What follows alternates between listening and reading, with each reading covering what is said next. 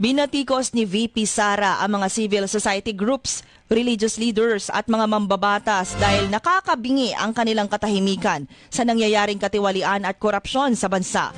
Pero kapag impeachment ang pag-uusapan, ang ingay-ingay nila na parang may fiesta. Sinabi ito ni VP Sara dahil sa aniya ay nakakabinging katahimikan at tila nais nilang kalimutan ang ibinunyag ng 18 dating Marines. Aniya may mga pari na agad nasa kalsada at nag-rally kung Duterte ang sentro ng usapan. Pero kung si Marcos, Romualdez at mga kurakot na kongresista, tila tahimik sila na parang okay lang na ninanakaw ang pera ng bayan. NBBC Update. Digmaan sa gitnang silangan.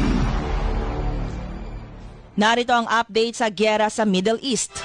Sa ikalimang araw ng opensiba ng US at Israel laban sa Iran, isang Iranian warship ang pinasabog sa Indian Ocean malapit sa Sri Lanka.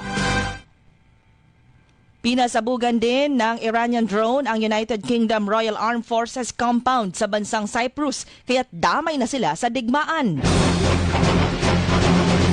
Iraq nagsara ng kanilang pinakamalaking oil fields dahil isinara ang Strait of Hormuz at export nila paralisado na.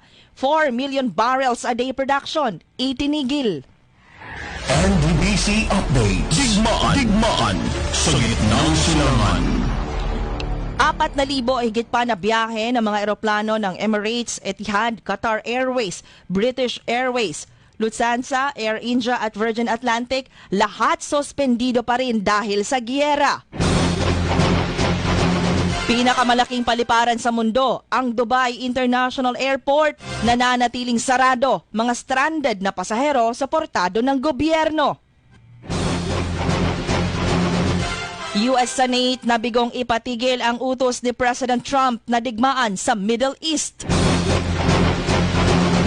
Hati ang malalaking bansa sa giyera sa Iran. Sumusuporta sa Israel at US ay kinabibilangan ng Ukraine, Germany, Australia, Canada, UK at France. Tutol naman ng China, Russia, Pakistan, Brazil, Spain, Norway at North Korea.